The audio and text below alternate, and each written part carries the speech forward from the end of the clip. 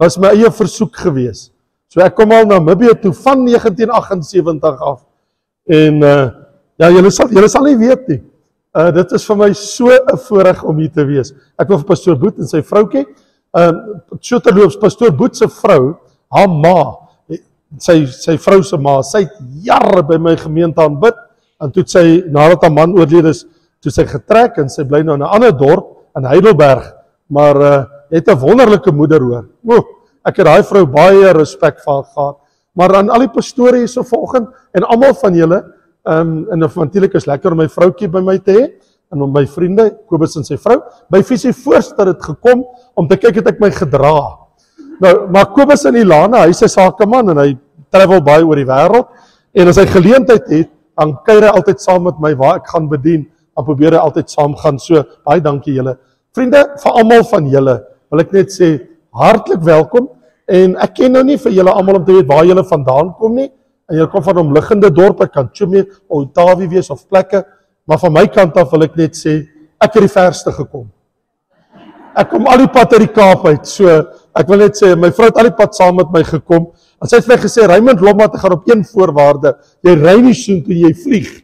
Dus ek, ja nee, ons vlieg soontoe, tot in Windhoek, en dan ry ons die laaste enkie. Nou weet ek, I'm pushing boundaries, want my vrou, sy weier om verder as 400 km in 'n kar te ry. Sy sê, dan vlieg 'n mens. En ek is like, ja, Grootfontein is so, nou weet ek is by die 500, like, is so net oor die 400 km, maar ek sal 'n lekker voertuig kry, jy kan ontspan, en sy haat het om so ver te ry, so sy sal nie in Namibië aard nie, hoor. En Namibië ry hulle sommer enige plek, enige tyd, enige distansie. Maar, as ek na Namibië toe kom bedien, dis dit baie na my hart, want die rede daarvoor is, ek is in Namibië gedoop in water, gedoop in die Heilige Gees, en geroep vir die bediening, hierdie land. So ek wil net sê, ek is dit verskuldig. En toe ek jy uitnodig kyk, Pastoor Boet, toe besef ek net, it's time to pay my dues, om terug te kom na my wortels toe in God. Ek het tot bekeer gekom 'n paar weke, voordat ek na Namibië toe gekom het. So ek was 'n Christen vir 6 weke, wedergebore, toe beland ek in hierdie land vir 2 jaar. En hier het die Here wonderlike dinge in my lewe gedoen, val in Walvisbaai, Swakopmund, en in Windhoek en in baie ander plekke. Dit is my groot voorreg, om vanoggend by julle die woord te bedien. So ek wil vir julle almal sê, ek vat dit nie ligtelik nie, dit is iets wat, dit lê regtig na my hart. En daar's ook 'n rede vir dit. Ek bedoel, Jesus het in Walvisbaai aan my verskyn in my kamer. In Walvisbaai, nie in Grootfontein nie. So Jesus gaan walvis toe. Maar in my beginjare, in my eerste 2 jaar, en in my boek, daar agter, my vrou is daar, die getuienis, vertel ek, toe Jesus in my kamer ingestap het, in Walvisbaai. So as hy weet waar Walvisbaai is, weet hy waar Grootfontein is, in Tjumie en waar jy bly.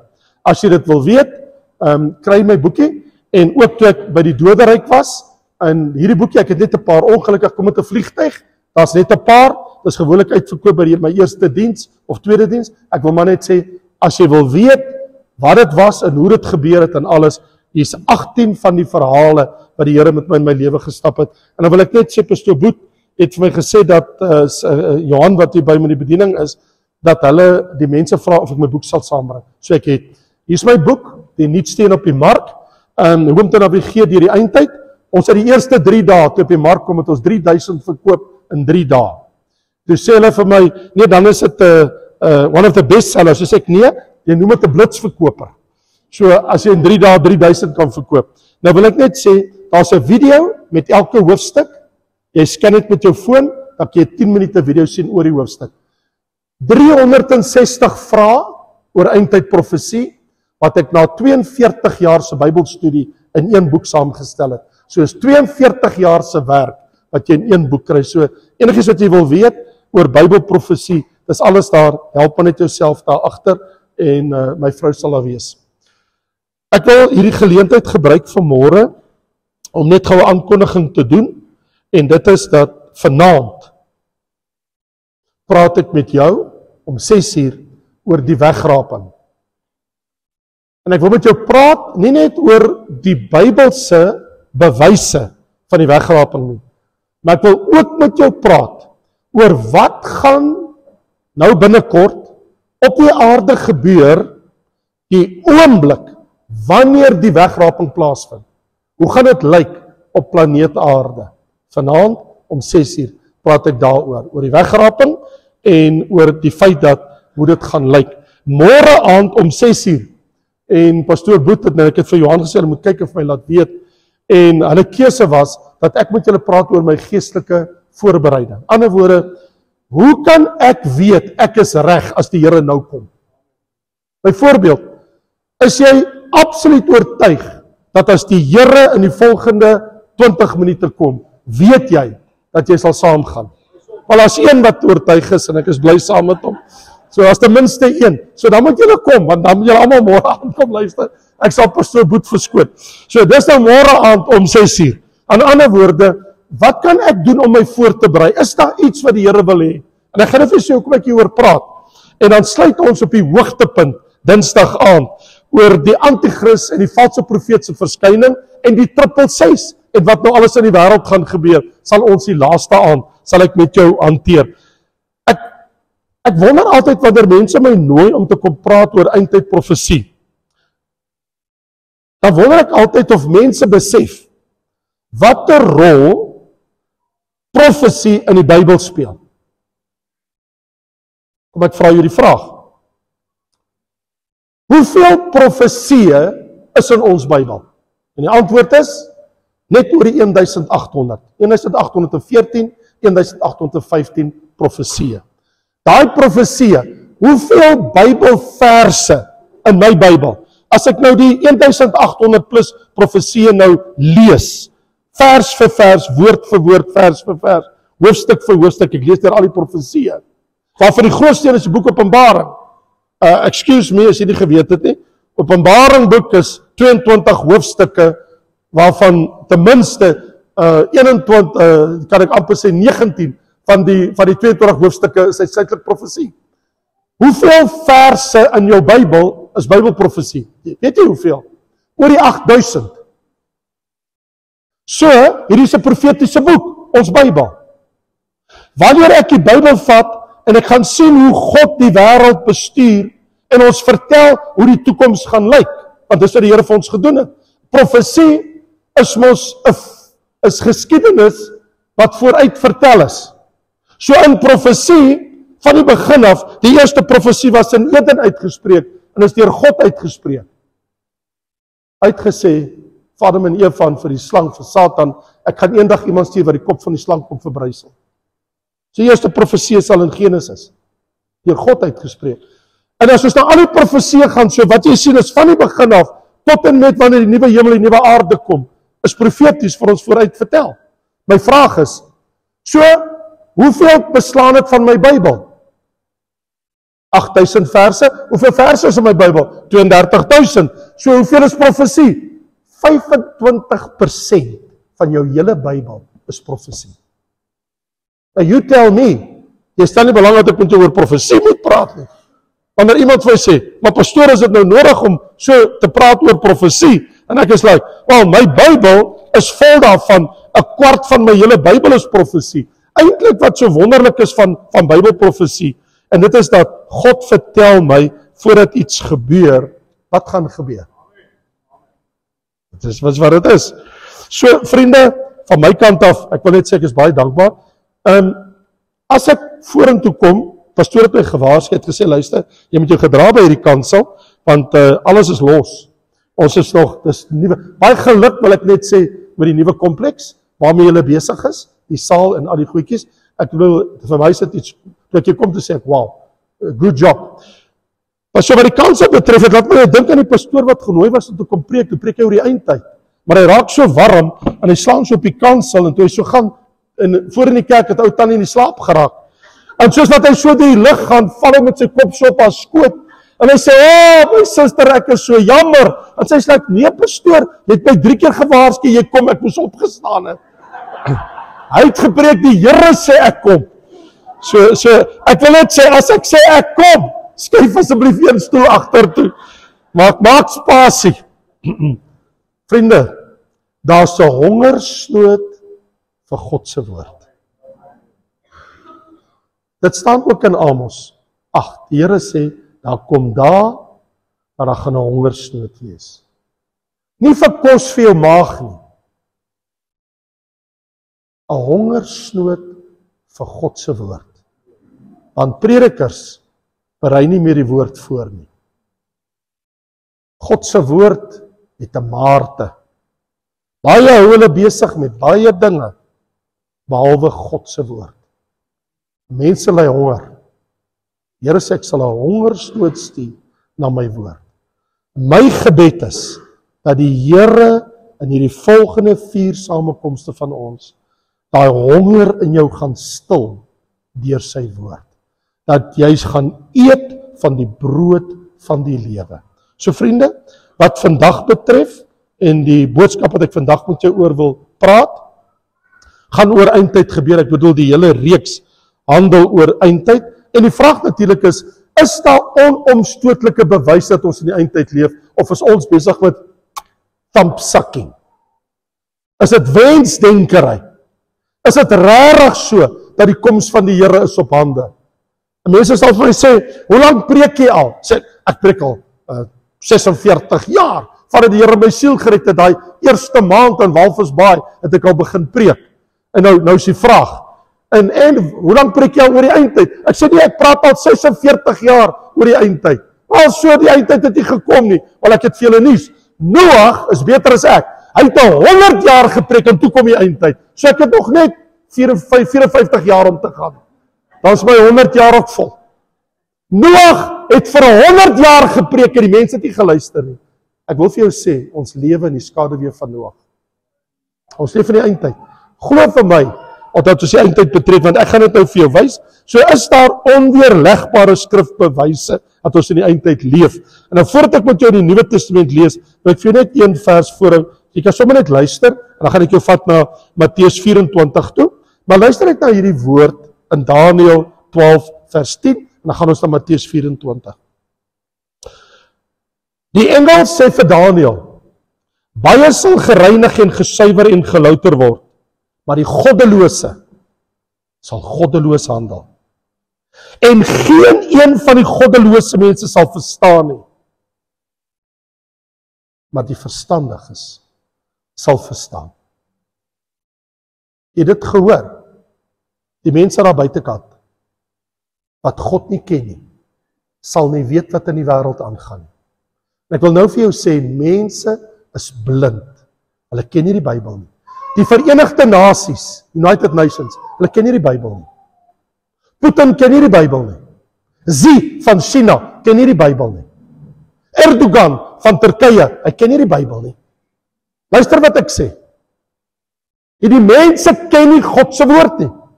Hulle verstaan nie die tyd wat ons in lewe, die rol wat selfs hulle almal speel. Benjamin Netanyahu ken die Ou Testament. 10/10 vir hom, die Israeliese premier. En ek bedoel, baie goed.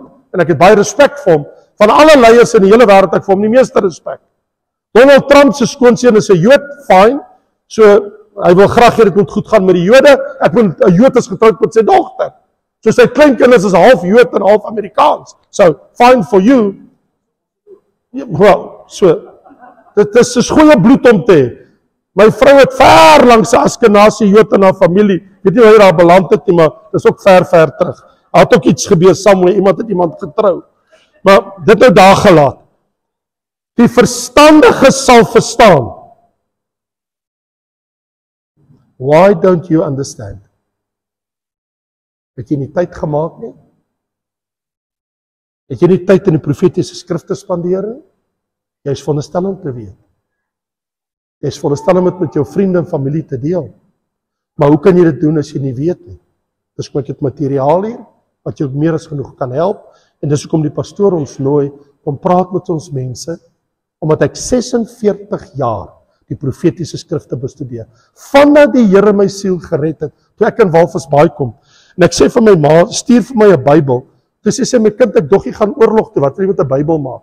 Want daai jare, as die Russe mos in die Kubane was in Angola, hier op julle grens, en my broer George raak geveg in Operasie Daisy, hy is intussen al hemel toe, my broer Brian, hy het ook geveg, hy was in die lugmag, hy is ook intussen hemel toe, ek was in die vloot, So ek was nou nie in die oorlog betrokke, ons het maar net die vyandige skepe weghou van julle kuslyn af. Dit was my werk.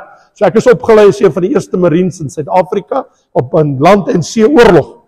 So wat ek wil sê is, ons leef in 'n wêreld waar daar oorlog is. Ons leef in 'n wêreld waar koninkryke kom en gaan. So my vraag is, as ons begin kyk na profetiese gebeure, want onthou, ek en jy is nou hier op God se horlosie. Ons is presies hierso. Hier is die kerkera vandat Jesus opgestaan het uit die doodheid. Die dag toe hy die doodheid opstaan, terloops, wat julle sê hy is die hoof van sy kerk, is korrek. Maar dit het nie hier geword in Grootfontein nie. Hy is dit al vir amper 2000 jaar. En die dag wat dit gebeur het, die Bybel in Efesiërs 1 vers 20 tot 22 sê, die dag toe Vader God hom uit die doodheid opgewek het, daai dag het hy hom gemaak hoof van sy kerk. So Jesus was die hoof van sy kerk voordat hy gesterf het aan die kruis en voordat hy die doodheid opgestaan het. Die Bybel sê, ook Romeine 1 vers 4, toe hy hom uit die doodheid opgewek het, toe maak hy hom hoof van sy kerk. So Christus is hoof van sy kerk vir amper 2000 jaar nou, bykans. En ons leef in die laaste kerk, Laodicea, ons is daar. So alle woorde, ons is nie hier nie. Ons is nie hier nie. Ons is hier. Die feit dat ons hier is die eerste profetiese gebeure wat nou moet plaasvind, wat moet gebeur met die kerk. Praat nie met Israel, met wat in die wêreld gebeur nie. As ek van die kerk praat, die eerste ding wat nou vir ons op die tafel is die wegraping. Maar as ons van die wêreld praat, as baie dinge wat in die wêreld gebeur. So hier's my probleem. Die profeseë in die Bybel, en jy kan almal gaan besoek dit so terloops. Wie van julle weet hoeveel keer het Jesus, toe hy op aarde geleef het, gepraat dat hy sal weer terugkom? Weet jy dat Jesus, terwyl hy op die aarde was, het hy kort gesê, ek kom weer terug. Ek kom weer terug. En die disippels was horende doof, hulle het dit nooit verstaan nie. Ek wonder of jy weet hoeveel keer. Gaan lees jou Matteus, Markus, Lukas, Johannes en gaan kyk ook in die boek Openbaring. 21 keer. 21 keer het Jesus gesê, ek kom weer. So as jy dink, hy het een keer gekom aan die kruis gesterf en hy kom nooit weer terug nie, maak jy groot fout. Hy terwyl hy op aarde was, het hy 21 keer gesê, ek kom weer terug. En hy het nog nie gekom nie. Ons wag al amper 2000 jaar. So die vraag is, wanneer kom hy? Gaan hy kom? Yes! Wanneer hy gaan kom? Wel, dis die vraag wat op die tafel is. Het ons 'n tyd? Het ons 'n datum? Of het ons 'n atmosfeer in die Bybel? Wat vir ons inlig, o ja, as baie dinge in die Bybel, daar sê 'n datum. Maar die Bybel sê, hoe is dit dat julle die tekens in die lig kan onderskei, maar julle kan nie die teken van die tyd onderskei nie? So kan ons die tekens van die tyd, o ja, dis alles daar. So, wat op die tafel is vir die kerk, vir jou en my, as ons sê ons is deel van die kerk van Christus, waarvan hy die hoof is, dankie Here daarvoor, dan wil ek sê, so wat lê vir ons op die tafel? So, my ander vraag wat ek mee worstel is, kan ek bewys uit die skrif uit vir jou vandag, hier in Grootfontein, voordat jy in jou kar klim en huis toe ry, of voordat jy loop, is dit moontlik dat ek uit die Bybel uit vir jou onteenseglik, oneerlegbaar, kan bewys dat die skrif is aan die muur? My antwoord is ja. So ek wil jou nooi, die eerste gedeelte ek vir jou wil lees is in Matteus 24. Jy het jou Bybel nie? Kom ons lees saam. Matteus 24. Vers 3. En toe hy op die Olyfberg gaan sit het, kom die disippels alleen na hom toe. Daar is nie sondaars nie. Dis is private. Tussen Jesus en sy eie. Sy eie apostels en disippels. Hulle kom na hom toe alleen. Hierdie private. Hierdie is 'n privaat gesprek. En in die privaat gesprek sit Matteus. Dis die ou wat hierdie boek geskryf het. Hy sit in die vergadering.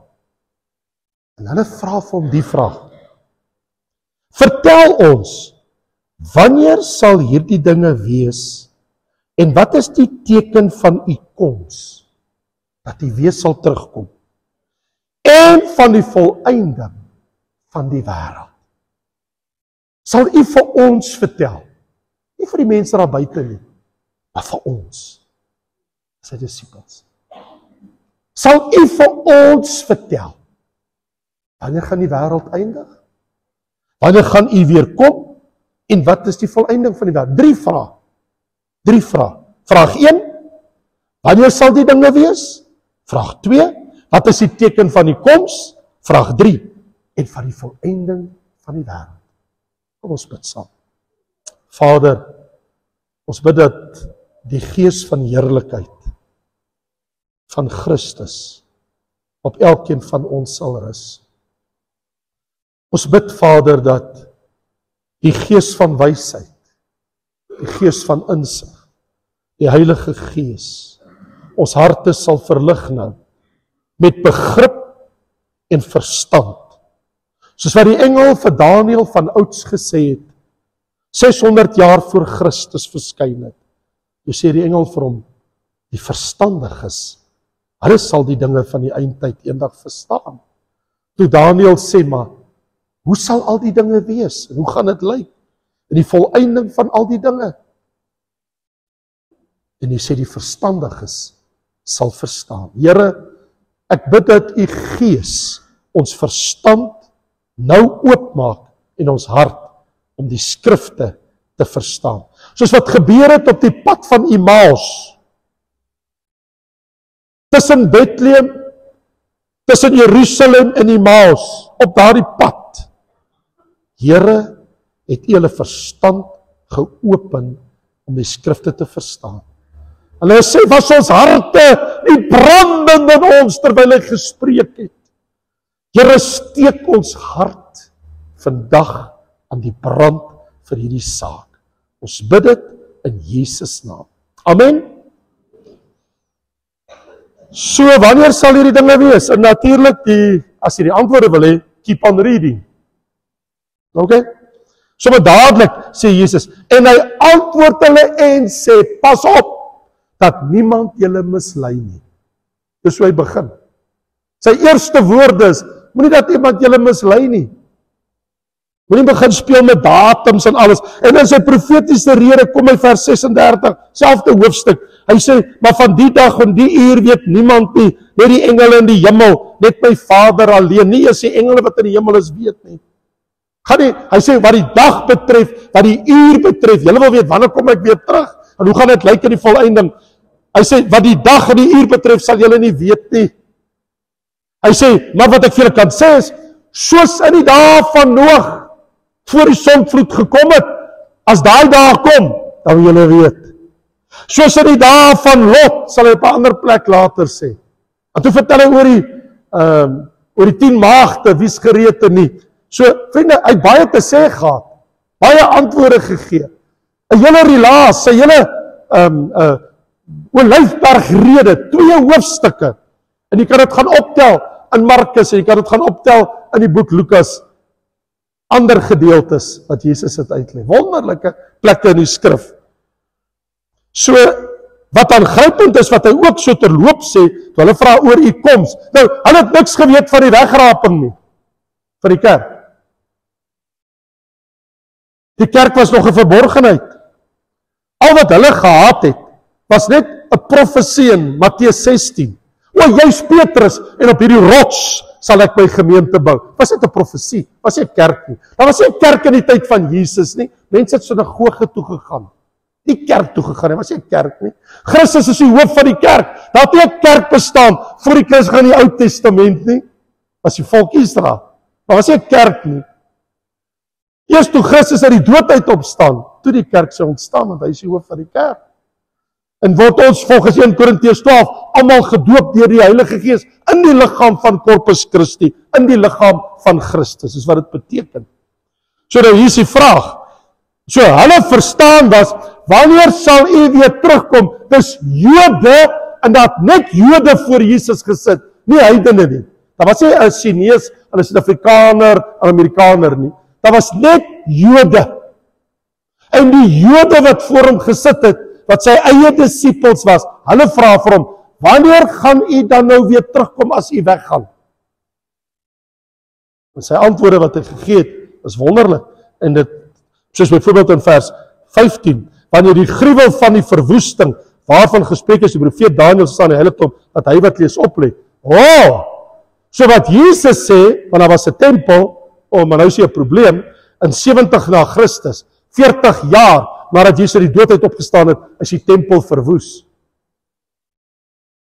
Wat moet hulle nou met die profesie maak?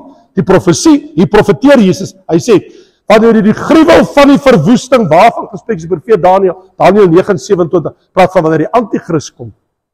Jesus verwys na die antichrist. Hy sê, wanneer hy kom, en hy sit in die tempel, Paulus, verduidelik dit so mooi, 2 Tessalonisense 2, wanneer hy in die tempel van God sal sit en voorgee dat hy God is. Dit gebeur is in die middel van die 7 jaar groot verdrukking. So, dit weet ons het al die profesie in die Bybel kon optel, weet ons, wanneer Jesus in die 7 jaar groot verdrukking wat ons van lees, wat kom, vertel van die antichrist wat in die tempel sal sit. So dan moet daar weer 'n tempel gebou word. Daar is nie 'n tempel vandag nie. So Jesus kan nie kom nie. Ek bedoel, Jesus Christus, ek sê nou vir jou, kan nie vandag terugkom aarde toe, hy kan nie môre kom, hy kan nie oormôre kom, hy kan nie terugkom vir Israel, totdat daar eers 'n tempel is. Die Bybel is duidelik, hy kan alleenlik kom aan hulle tempel daar. Maar ek het vir jou nuus, Israel was nie voor 1948 in hulle land nie. Hulle is eers op die 14de Mei, terug in die land as 'n volk, 600,000 Jode, op die 14de Mei 1948. So dit beteken, Jesus Christus kon nie, vandat hy opgevaar het na die hemel toe, terugkom aarde toe in die kerkera, om te kom bly op die aarde, vir die 1000 jaar vrederyk, wat hy gesê het, hy sal as koning kom regeer.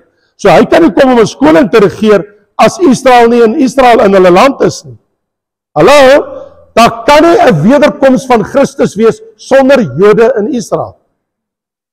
So, hulle is eers terug in hulle land, nadat hulle verstrooi is in 70 na Christus, toe die tempel verwoes is deur Titus die Romein, en hulle almal uit die land uit is hulle eers in 1948 terug in hulle land.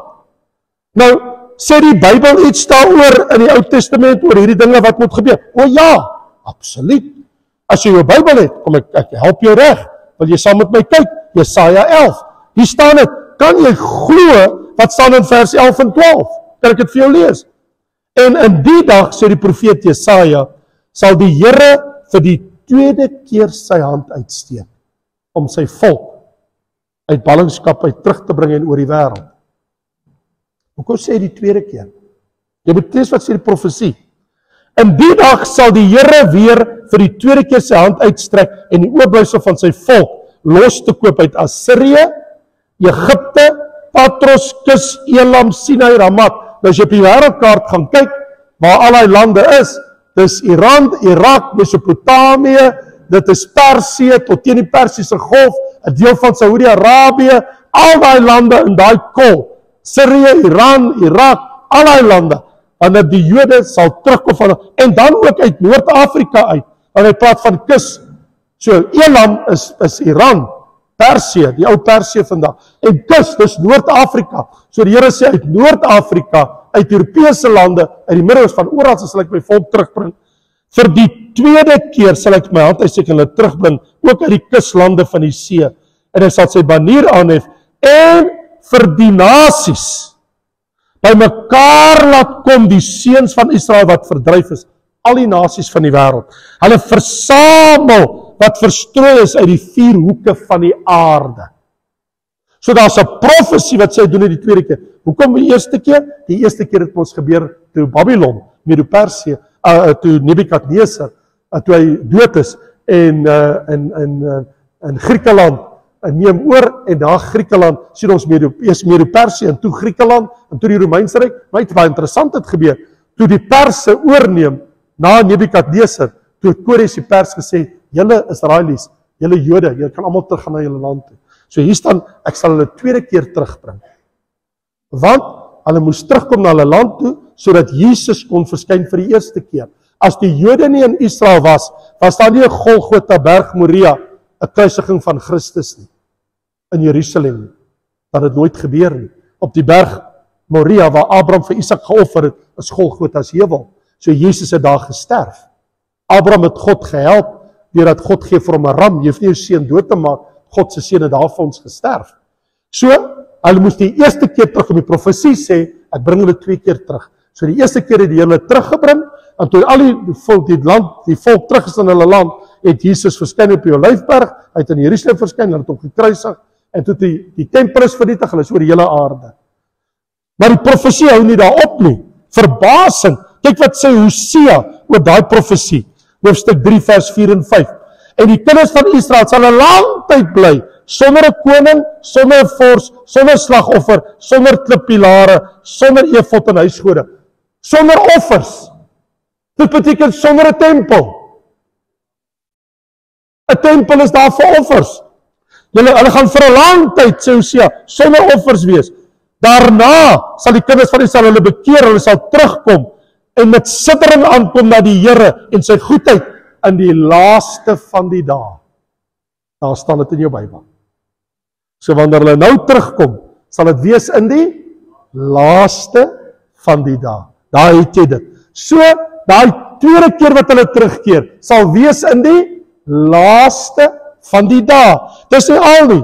In Amos 9, verduidelik die Here dit so mooi, wanneer hy sê in vers 14 en 15, hy sê, ek sal hulle lot verander, en hulle sal weer verwoeste stede wat verwoes is, bou en bewoon. Nog nooit is in Israel gebou, vandat Jesus Christus op die aarde weg is, tot vandag toe, is daar nog nooit gebou soos in Israel vandag. Honderde, duisende, miljoene huise word deur die Israelies gebou oor die hele land van Israel, wat nou so groot soos die Kleerwiltuin is. En julle sal vrugte en wyn drink en tuine aanlê, en ek sal julle plant in julle land, en julle sal nie weer uitgeruk word nie. So hierdie Arabiere, hierdie Palestyne wat sê julle moet uit, Hamas, Hezbollah, wat die grootste klomp twak en nonsens praat. Israel behoort aan die volk van Israel, behoort nie aan die Arabiere nie, behoort nie die Palestyne nie, behoort nie die Ismaelite nie. Die Here het dit vir hulle gegee. So hier is my vraag, is die grootste teken dat ons die uitheid inbeweeg het, dan nou nie juist dat Israel terug is in sy land. Dat Jesus sou nooit gekom het voor dit, as hulle nie daar is nie. So hier wil ek vir jou iets sê. Omdat Bybelprofesie dit baie duidelik stel, dat Israel moet eers terugkeer in sy land, voor die wederkoms plaasvind. Hier is my vraag aan jou. Vanaand, jy moet vanaand nie mis nie, want vanaand gaan jy sien, dat die kerkera eindig, met iets uitsonderlik wat gaan gebeur. Hoe kom die kerkera tot 'n einde? Die wederkoms kan nie plaasvind, die antichrist en die valse profeet kan nie kom, die 1000 jaar vrederyk kan nie kom, die nuwe hemel en die nuwe aarde kan nie kom, die eindoordeel kan nie kom, voordat die kerk eers iets moet met die kerk gebeur. Die kerk moet weggeneem word, sodat die Here met Israel kan deel. Vir die kerk om weggeneem te word, dat die Here met Israel kan deel, beteken die kerk moet hemel toe gaan. Die wegraping. Die oomblik as die kerk, maar nou moet jy weet, al die Jesus se verduideliking van Matteus 24 het niks te doen met die kerk nie. Die profesie het te doen met sy terugkeer vir die volk Israel. So dan beteken dit, as die wederkoms van Christus terug fisies op hierdie aarde, as dit 7 jaar van nou af is, dan moet die wegraping nou plaasvind. As Jesus fisies met sy voete op die Olyfberg kom staan, as hy daar moet wees, dat hy op die Olyfberg moet kom staan. Vir Jesus om op die Olyfberg te kom staan, vir die Middellandse See om oop te split met 'n aardbewing en die water van die Middellandse See vloei tot in die dooie see, vir dit om plaas te vind, sodat die 1000 jaar vrederyk kan plaasvind, vir daai moment om te kan plaasvind, moet daar eers iets gebeur. Die kerk moet weg. En vir die kerk om weg te wees, beteken die antichrist kan nou sy verskyning maak. So hier is my vraag aan jou. Vir dit om plaas te vind, moet Israel terug wees in sy land. Jesus kan nie kom terug vir sy wederkoms as Israel nie in sy land is nie. Maar ek het vir jou nuus. Daar's op die oomblik 6,7 miljoen Jode terug in hulle land. In 1948 was dit 600,000. Van 1948 tot vandag toe. Wie wat is 'n interessante ding? Elke keer as daar oorlog in die wêreld is, kry jy groter antisemitisme, Jodehaat. En elke keer wat jy 'n groter Jodehaat kry, dan sit daar Joodjies wat so lekker geld maak oral in die wêreld, dan vlug hulle terug na hulle land toe. Die Here te manier. Oekraïne. Pastoor Piet, ek weet nie of jy dit weet nie. Putin val die Oekraïne in. Die effek daarvan op Israel is 350,000 Jode wat Russies praat en lekker leef in Oekraïne as die breedbasket van die wêreld. Ek bedoel, Rusland en die Oekraïne is die grootste koringvoorrade op aarde is in daai twee lande. En so met die oorlog moet hulle vlug. En raai waar vlug die 350.000 Russiese Jode heen? Almal na Israel toe. God het 'n manier om hulle terug te bring. Nou dreig Putin vir Noorwe en vir Swede, en dan kom nou net 'n grenslyn tussen hom en van hulle. So wat doen daai Jode? Putin is op pad. Hulle vlug Israel toe. Toe al die universiteitsstudente in Amerika so begin met Hamas moeilikheid maak, en opstook, en begin Jode doodmaak, hulle vervolg, daar so in die Brooks, en in New York, daar waar ons was, waar hulle so te kere gaan met hulle, baie van die Jode sê, is onveilig, ons gaan terug na ons land. Jy sien, die 7 miljoen, daar is nog 7 miljoen Jode wat in die wêreld bly, in 220 lande van die wêreld. Dit is 'n lekker plek, hulle maak lekker geld, hulle lewe, al by ons in die Kaap, se kom van hulle bly lekker daar, by Seepunt, stap elke dag op die promenade, sien hulle met 'n lekker krom neuse alles, stap rustig, die ou vroue, al die ringe en die goue ringe in die vingers, loop almal daar, lekker plek. Hulle moet terug aan Israel toe, dis hulle land. En God is besig met die onrus in die wêreld, gaan Israel terug na sy land toe. Dit berei dit voor vir die wederkoms.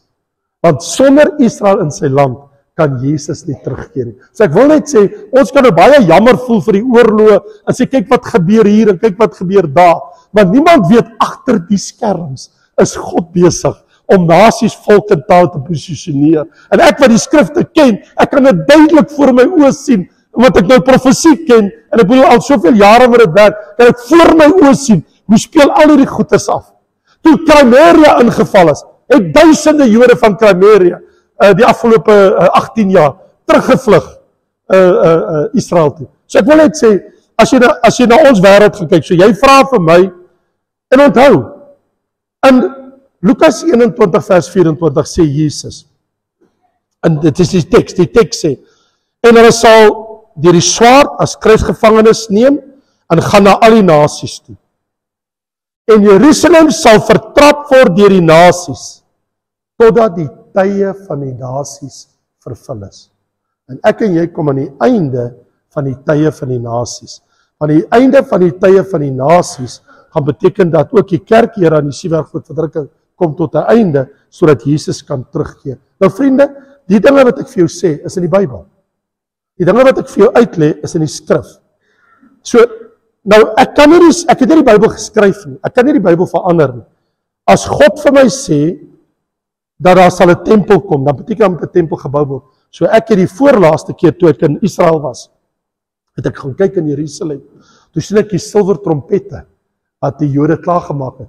En onthou, hulle het al oor die 300 Jode met die van priesters geïdentifiseer met die van Cohen.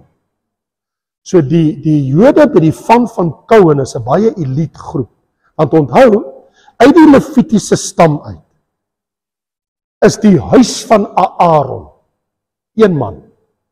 En een man, uit al die duisende, honderde duisende Leviete wat ooit geleef het, een man, uit net sy eie fisiese nageslag, mag priesters bedien by die tabernakel en by die tent van getuienis en by die tempel en die bloedoffers bring en 'n hoofpriester kies om in die voorhangsel te gaan en te besprinkel waar die ark was. Daai huis van Aaron is die mees eksklusiewe Joodse groep op God se aarde wat God geskep het. Die Israelies het 300 van hulle vandag in 'n program, soos ek hier met jou staan en praat. Wat hulle lei hulle op, dat wanneer die tempel gebou gaan word binnekort, dat hulle gaan dien as God se priesters. So wat ek vir jou wil sê is, hulle weet presies wat hulle doen. Hulle het baie van die goed klaar gemaak. Ek het met my eie oë van die goed gaan bekyk. Jy kan onder by die westelike muur, waar die rabbies is, hulle pas dit op soos goud. Ek wil vir iets sê, die skrif is aan die muur. Hulle weet selfs wie hulle priesters gaan wees. En so kan ek aangaan. Wat ek wil sê is, dat as ons kyk hoe die Israelies hulle voorberei het, om die tempel gereed te kry, sodat hulle Messias kan laat roep. En onthou, dit was maar nou die dag, ek was 7 jaar oud, ek sal as die Here wil my maans, ek nou 65, ek was 7 jaar oud, in 1967, toe die Jode vir die eerste keer in amper 2000 jaar, die westelike muur in Israel beslag opgeneem. So dit beteken, ons is terug in Jerusalem, en ons is terug by die tempel areas, ons noem die tempelgebergte. Nou goed, daar is hy al as moskee van die moslims, op die een sykant van die tempelgebergte, maar aan die ander kant van die tempelgebergte, het ons die westelike muur, julle ken dit miskien as die klaagmuur. So die Jode, vir hulle is dit baie heilig, ons gaan altyd soen toe as ons gaan kuier daar, op 'n Vrydag aand, en as sien hoe dans duisende Jode daar, en hoe aanbid hulle, want dan begin hulle Sabbat mos, op 'n Vrydag aand, as dit sonsonder is, en dit is altyd 'n belewenis om dit te sien. Maar nou, hier's die ding, so die Jode het hierdie verwagting, ons begin al met al die voorbereidsels vir die tempel. Dit beteken, as die wegraping vandag plaasvind, nou, het hulle 3,5 jaar, volgens die profesie van Daniël 9:27, om die tempel gereed te hê, dat die antichrist aan kan gaan sit. Want die Bybel sê, hy gaan sit eers in die middel van die 7 jaar groot verdrukking in die tempel. Nou vriende, dit beteken, as jy nou vir sê, nee pastoor, dokter, maar die Here kan mos nie nou kom nie, want daar is nie 'n tempel nie. Dan sê ek vir jou, hulle sê, hulle kan in 'n paar maande die tempel oprig, as hulle toestemming kan kry om dit te doen. Ek weet nie wat 'n invloed gaan Donald Trump hê met hierdie dinge nie. Onthou Jordanië is in beheer van die tempelgebergte, en is aan hulle gegee. So die Jordaniërs het nie gesê hulle mag die tempel bou nie. So ons is leef in 'n tydperk, baie dankie. Ek het eintlik iets beters as daai ene. Myne is baie groter as joune. Baie dankie vir die gedagte. So hier is die saak. Die feit dat Israel op die punt is dat hulle klaar die Jode geïdentifiseer, hulle praat almal Hebreëus. En hulle praat van die red heifer, wat jy nou weet, die rooi koei, en dat hulle dit geïdentifiseer het, hulle het vuur waarmee hulle werk op die oomblik, sê hulle, want onthou, hulle moet die as van die rooi koei moet hulle gebruik, hulle moet die as moet verbrand word, die koei moet verbrand word, en so moet hulle die nuwe tempel inwy. En hulle sê, ons het hom geïdentifiseer, we got it after all the years. Daai 300 Jode is baie eksklusief. Hulle mag nie met ander mense in aanraking kom nie. Hulle het op 'n baie eksklusiewe plek.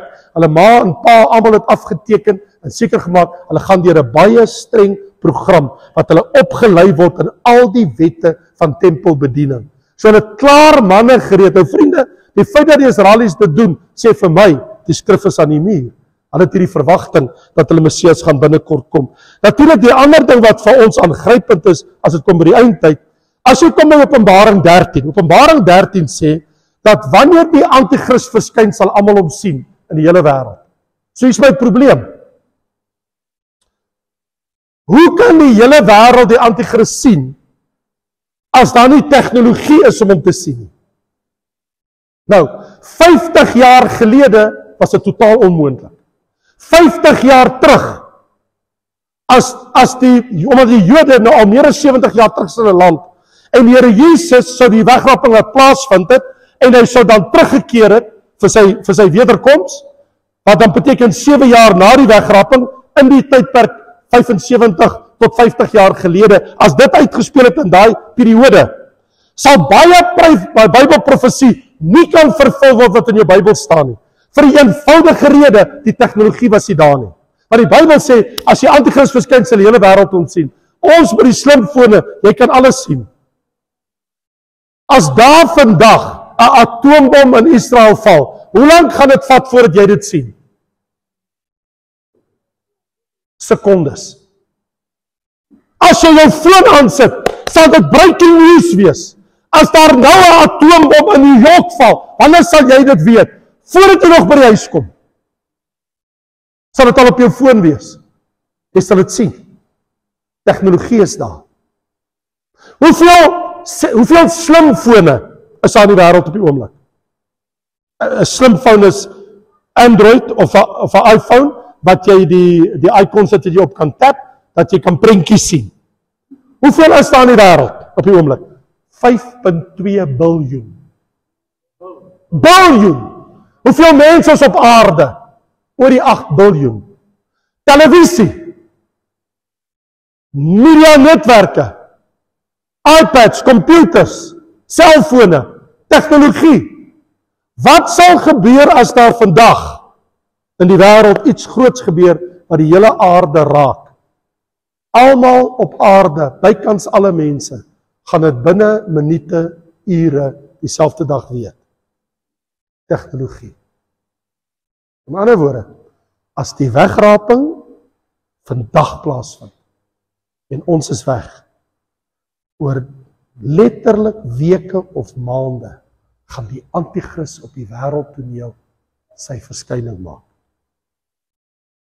En wanneer hy begin sy verskyning maak, sal almal dit kan sien. En die Bybel sê, sou die wegraping vandag plaasvind, in die middel van die 7 jaar groot verdrukking, Openbaring 13, my boek is daar, die boek Openbaring, as jy wil sien, vir teks uitleg. Maar in die middel van die 7 jaar groot verdrukking, sê Openbaring 13, word die 666 gegee. 666. Dis die getal van die mens. Die getal van die dier bereken dis die getal van 'n mens. Sy getal is 666. En die Bybel sê, niemand kan koop of verkoop behalwe hy wat die merknaam of getal van die dier het. So, daar moet, die Bybel sê, op jou regterhand of op jou voorhoof word die 666 gegee. Nou die 666 is nie jou bankrekening detail nie, want dan het jy my bankrekeningnommer en ek joune. Nee, die 666 beteken ek het die chip ontvang in my regterhand of op my voorhoof. Want daai beteken ek het my loyaliteit aan die anti-kris bepleit. Nou kan ek koop of verkoop, ek kan nou besigheid doen, ek kan scan, ek kan my betalings doen. Ek en Amanda, ons het lieflike mense in ons gemeente en hulle werk saam met ons in die koninkryk en hulle het 2 dogters en die was nou 'n paar maande gelede New York toe. En toe besluit hulle nee, maar hulle gaan so gou skiet na Amazon se groot kompleks om te gaan kyk hoe lyk dit daar binne in Amazon. En toe hulle by Amazon instap, toe sê hulle vir jou kredietkaart, scan dit net hierso. En toe hulle dit scan, toe sê hulle sit dit jou hand hierso op die masjien. Sit die hand op die masjien en hulle sê goed, daar jou kredietkaart, jy het nooit weer te gebruik nie. Jy kan net koop net wat jy wil hier in die winkel. As jy uitkom, sit dit jou handpalm op die masjien. Amazon, en jy kan dit nou gaan Google, kan klaar op jou handpalm jou identifiseer, as jy dit opgeneem het by hulle, en jy het jou kaart, en jy vermoed weer jou kaart te gebruik nie. En hulle is like, ons gaan nie met ons handpalm betaal nie, Pastoor Raymond praat van 'n chip wat op jou hand kom, hoe dan kan het touch it, hulle sê ons hardloop net daar uit die winkel uit, no business, en hulle sê by Amazon, al wat jy doen is, jy tel al die items op, en jy loop uit, maar voor jy by die deur uitgaan, die kameras weet wat is in jou arms, raak net daar met jou hand en stap uit. Die tegnologie is klaar daar. Nou ek het 'n studie gaan doen en ek het gaan kyk met navorsing en daar is hy in die man se hand en ek het gaan kyk, ek het my spesifieke navorsing gaan doen om te kyk hoe doen hulle dit. Die tegnologie is in Europa vrygestel en daar is op die oomblik meer as 100,000 Swede wat die chip in hulle hand ontvang het. Dit kos jou nou, jy kan hom nou gaan koop as jy wil, en daar al hoe goedkoop, dit was op 'n stadium R4,500, dit was my navorsing 3 jaar terug, op die oomblik kos dit jou $150, so jy kan vir so R2,800 nou die chip koop, dan hoef jy nie meer jou kaart te gebruik nie, met die masjiene wat hulle daar het, kan jy scan, en terloops, Swede se GDP en sy ekonomie, op die oomblik, waarmee hulle werk, minder as 1% is cash, moolah, minder as 1%, alles is nou elektronies. Jy betaal of met die chip, of sommer net met jou slimfoon, doen jy net jou betaling. Ek bedoel, ek gaan nou baie keer dorp toe sonder my kredietkaart.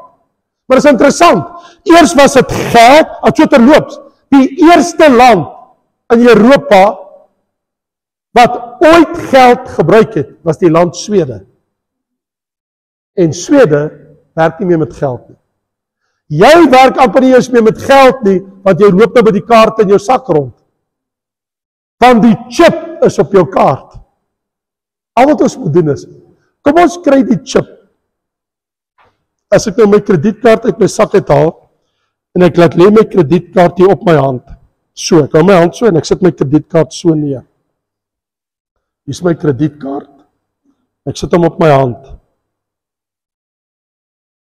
Al wat ons moet doen, daai chip wat hier in hierdie kaart daar lê, wat opgebou is, ons haal hom uit, en ons sit hom in 'n ryskorreltjie, vorm van 'n ryskorrel, en ons vat hom met 'n inspuitingkie, sit ons hom net daar onder jou vel.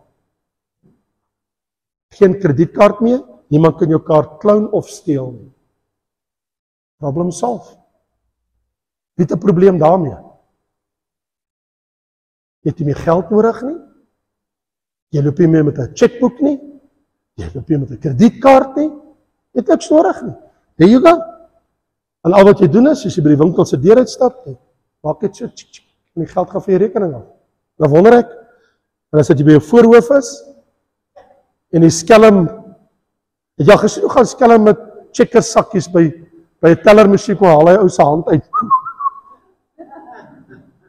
Of miskien iemand se kop in 'n sak. Kry sy geld. Hier is die probleem. Jou regering het vir jou gesê, gaan terug in jou huis en sluit jou toe.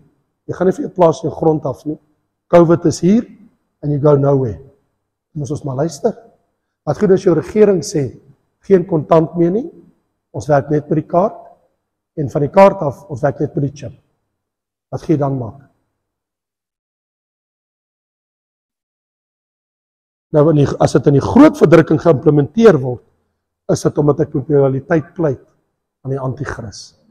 Wat ek vir jou wil sê is, in tegnologie, dis reeds daar. Daar's niks snaaks nie, hulle gebruik nie meer batterye nie, want dit word deur die bloedsomloop gerecharge. Jou bloedsomloop in jou liggaam, recharge die battery, die energie wat daar is, so hulle sit hom daarin, hulle sê kan ten minste tussen 20 en 25 jaar sal hy hou voordat hy vervang word. So hy het 'n rakleeftyd van tussen 25 jaar voordat jy hom weer hoef te vervang. En toe hulle nou meningsopname doen in Europa, toe sê 21% mense, 51%, ons sal dadelik die 666, die chip ontvang. Dit maak dit vir ons soveel makliker. My probleem is, hier's waar ek is, wanneer dit in die verkeerde hande val tegnologie. Dis my probleem. Wanneer die anti-kris beheer oorneem van die bankstelsel en hulle sê, alleenlik as jy jou realiteit teenoor hom pleit, wat beteken jy sal die chip in jou hand ontvang, wat beteken jy is deel van die stelsel. So die Bybel ons praat van die merk van die dier. So my vraag net is, wat gaan jy doen as jy gedwing word net digitaal transaksies? Maar nou nie meer net digitaal nie, op jou hand en op jou voorhoof. Wat gaan jy dan maak? Vriende, dis die wêreld waartoe ons werk, 'n kontantlose stelsel. Sagaria 5 praat van goddeloosheid in die laaste dae in die Midde-Ooste. Dan wil ek gou vir jou iets sê voor ek gaan afsluit. Waar is die, as ek jou nou vraag, as ek vir jou vra, en ek het my wêreldkaart kon ek nou nie bring nie, maar ek het nou Daniel en ek sal hom nou die volgende 2 aande gaan ek hom nou later opsit. Nou is my vraag, as ek vir jou sê, hier is 'n wêreldkaart. Hier is Amerika, hier is Latyn-Amerika, hier is Afrika, hier is Europa, daar is Rusland, daar is Suidoos-Asië en daar is die Verre Ooste. En ek sê vir jou op die wêreldkaart, sal jy vir my met jou hand kom vorentoe op die wêreldkaart, dan sit jy vir my neer waar jy sê op die wêreldkaart, waar is die grootste goddeloosheid op aarde? Waar gaan jy jou hand sit? Gaan jy dit in Rusland sit? Al van ons voel al so, gaan nie werk nie. Gaan jy dit in Asië doen, die Verre Ooste? Gaan nie werk nie. Gaan jy dit in Afrika doen? Gaan nie werk nie. In Latyn-Amerika? Nee. In Noord-Amerika? Nee. Kanada? Nee. Groenland? Nee. Antarktika? Nee. Waar gaan jy heen? Daar's net een plek. Net hierso. Die plek. Wat's dit? Dis die kookpot van Satan se troon op aarde. Dis die goddeloosheid van die moslimnasies, die Arabiere, Iran, Irak, Sirië, Kazakhstan, Afghanistan, Pakistan, al die Persiese lande, Saudi-Arabië, Midde-Oosterse lande, daai groep lande. En die Bybel sê goddeloosheid gelaat dat daar opgerig word van die wêreld. Wel, jy praat van lande soos Riyadh, Kuwait City, Baghdad, Dubai, Abu Dhabi, Teheran, Basra in die Midde-Ooste. Dis die hartklop. Dis daar waar die oliemagnate van die aarde is. Nou van daar sprei die goddeloosheid. Want onthou, dit is waar die groot aanval van na Israel toe gaan kom in die dae van die groot verdrukking, gedryf deur hierdie nasies. Is dit al daar? Dit is daar. Ek praat met jou en ek wil nou vir jou oor een vers praat ten slotte. Daar's 'n teks in Openbaring, hoofstuk 9, die laaste 2 verse wat sê, hulle nie bekeer die mense in die laaste dae van hulle moorde, hulle hoerery, hulle diewery en hulle towery. So towery, pharmatikos, pharmacy. Jy kan dit hoor. Pharmatika, die Griekse woord is pharmatika, pharmacy. Wat hoor jy? Apteek, drugs. Dwelms, moord, hoerery en diefstalle. Seksuele losbandigheid, diefstal, moord. Nog nooit in die wêreld het dit so by die aarde gebeur soos vandag. Meeste Christene op aarde word vandag doodgemaak. Ons leef werklik in daai tyd. Dit wat my die vraag vra. Waar laat hierdie dinge as my eerste inleidende boodskap aan jou oor eindtyd gebeure, vanaand sal ons so verder gaan. Waar laat dit my en jou? Ek gaan sê waar laat dit ons? Noag het 'n teken gehad. Hy het die ark gebou. Was nie vir die mense die teken nie. Maar was dit nie 'n teken toe al die diere in die ark begin inloop? Die leeu's, en die luiperd, en die tiere, en die bokke, en die olifante, en die seekoeie. Toe al die diere in die ark inloop, was dit nie 'n getuienis iets in die gang nie? Hoekom die mense nie geluister nie? Wat sou jy gedoen het, as jy nou soos, dit nou Noag se ark was, en jy het langs die ark gestaan, en Noag en sy vrou en sy kinders daar bo loer vir jou af en sê, kom! Die reën kom, het nog nooit gereën tot op daai dag nie, het 'n mis in die aarde. Wat praat jy van reën? Daar gaan water in die lug uitkom, die aarde gaan verwoes word. En Noag sê, kom! En hy roep haar van bo af. En al die diere, hulle is gehoorsaam, al die diere kom, mannetjies en wyfie kom so aangestap. Daar uit die bos uit, die kom hulle almal. En vir ure lank, loop al die diere, en jy staan en kyk na hierdie petalje. Wat gaan deur jou kop gaan? Dink jy nie ook jy wil in nie? Niemand het ingegaan nie. Nie een nie. Nie een mens het die diere gevolg nie. Not one. En Lot se dag, die engel gryp vir Lot. Kyk na my, kom met jou vrou en jou kinders uit hierdie plek uit. Die son kom al amper op, ons gaan hierdie plek verwoes. En Lot hang nog aan rond, wat moet ek pak, wat moet ek los? En sy vrou dink, Jessie, maar kan net alles so los nie. En die dogters, die skoonseuns, hulle sê, julle is gek, hulle is uit die huis uit. Die engele sê, jy kan nie meer nie. En die engele gryp sy vrou se hand, elke dogter in die hand, en die ander dogter in die hand, en vir Lot in die hand, sê, kom hier uit! Moet 'n engel jou in die hand kom gryp? Vir Lot se vrou die is gehelp nie. Maar, hier's waar ek is. Noag het nie 'n Bybel gehad nie. En Lot het nie 'n Bybel gehad nie. Jy het 'n Bybel. Jy het, wat nie een van hulle het nie. Jy het die hele geskiedenis. Jy het Jesus Christus. Jy het sy kruisdood. Die kerk is hier. Jy het alles wat nie een van hulle gehad het nie. Hulle het niks hiervan gehad nie. Hulle het nie 'n waarskuwing gehad uit 'n Bybel uit nie. Hulle het nie die verhale van 'n Lot en 'n Noag en wat gebeur het nie. Maar ek en jy die profetiese geskrifte. Maar ek iets vertel. Ek wil ten slotte sê wat my pla is wanneer mense in die kerk begin kompromieë aangaan. Kan ek my verduidelik? Het jy geweet dat jou Bybel is deurtrek van mense met kompromieë? En ek moet nou met jou praat. Ek is hier, want ek glo dat die Here my gestuur het om te kom, anders was ek in my eie gemeente vandag.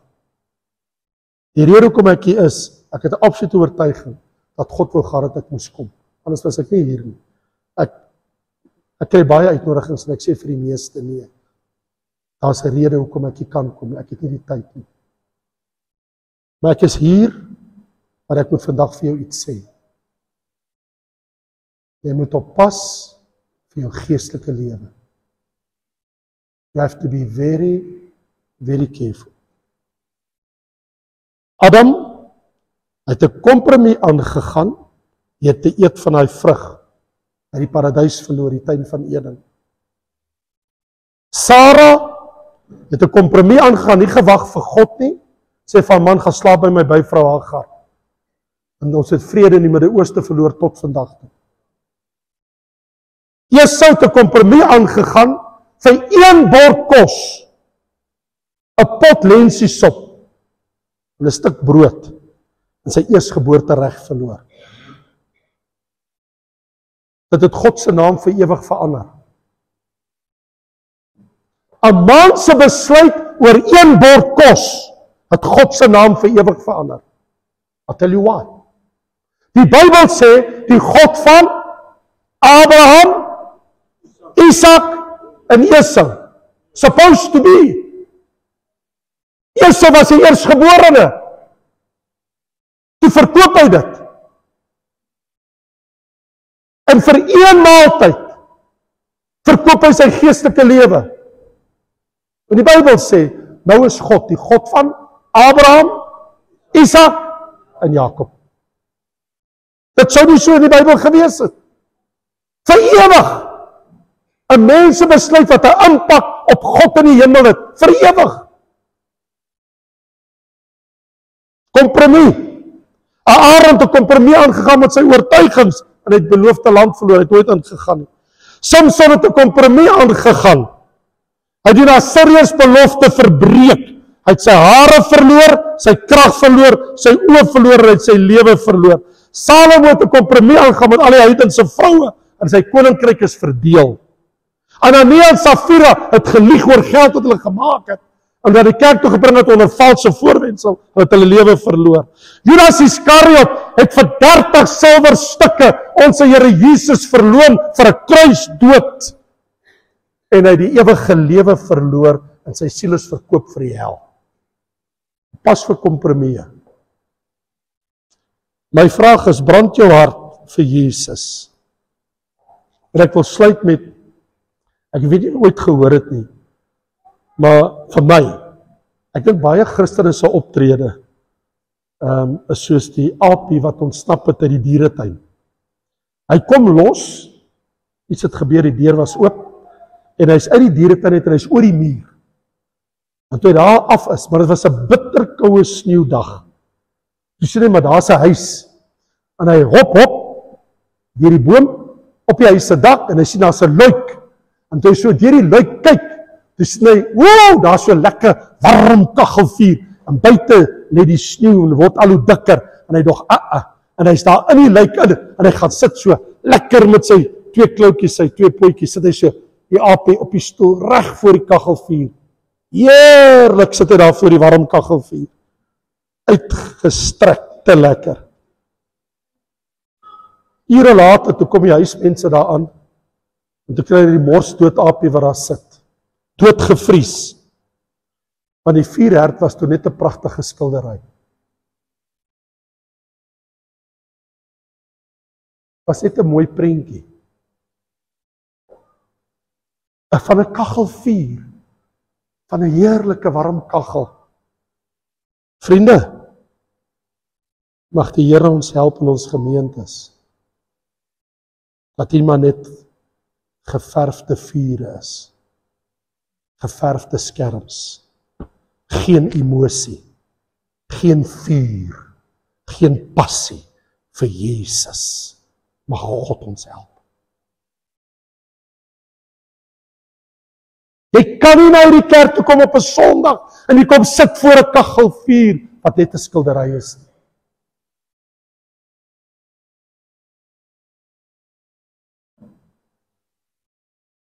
Mag die Here jou help dat jy nie daar by jou huis sit en daar's geen passie as jy jou Bybel oopmaak.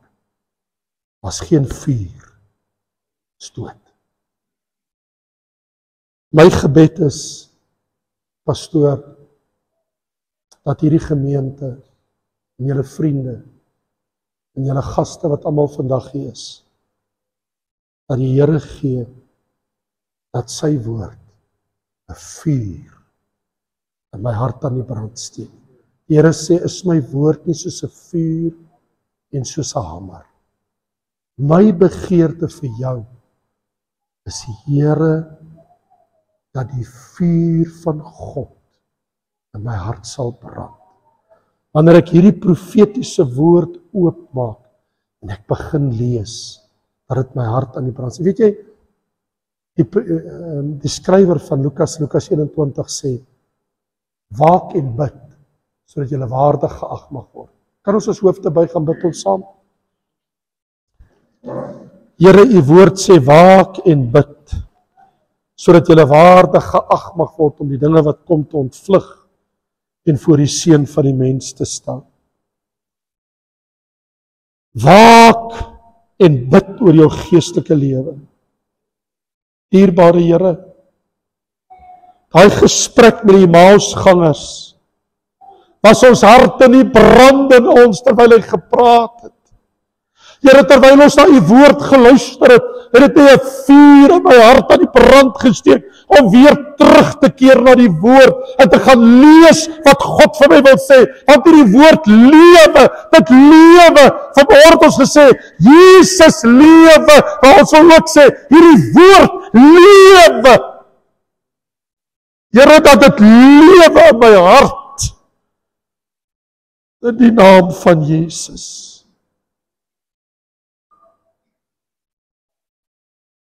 Steek daai vuur in my aan. Ek wil jou insluit ten slotte op my gebed, voordat ek aan die pastoor oorhandig, om vir ons die diens tot 'n einde te bring, wil ek vra, as jy vanmôre na hierdie woord geluister het, en jy sê, Here, sal u 'n vuur in my aan die brand steek vir u woord, in my verhouding met u, dan wil ek jy moet opstaan. Ek gee nie vra om uit te kom nie, ek gee nie vra om jou hand op te steek, ek wil net jy moet opstaan nie daar waar jy is. As die woord jou geraak het, en jy sê, Here, u vuur in my hart, dis wat ek vra, ek vra u, Here, om 'n vuur in my binneste op te steek. Sal jy saam, dankie vir hulle wat staan, as daar nog wat wil staan, dan gaan ek afsluit. Dan gaan ek in die gebed, almal wat staan, gaan ek in my gebed insluit. As jy sê, Here, 'n passie, 'n vuur vir Jesus en vir sy woord in my hart. As jy wil ek jy hand opsteek na hom toe, of jy kan maar net so staan en bid ons saam. Vader, onse God, dankie vir hierdie tydige woord. En ons wil nou bid, Here, dat hierdie vuur in ons sal bly brand. 'n Passie om met mense te praat en te sê, maak oop julle oë. Ons as verstandige mense, ons verstaan. Ons hoor wat die Here sê. Ons weet wat die skrifte sê. Die skrif is aan die muur. Israel is terug in sy land. Alles is gereed, die Here gaan kom. Vader, ek bid in hierdie uur, dat daar 'n vuur en 'n passie vandag lewend sal opspring in die hart van almal wat hier staan. Ek wil bid, Here, as hulle die Bybel oopmaak, dat die lewende woorde tot hulle sal spreek en hulle hart sal vasgryp in die naam van Jesus Christus. En ek dank U daarvoor, Vader.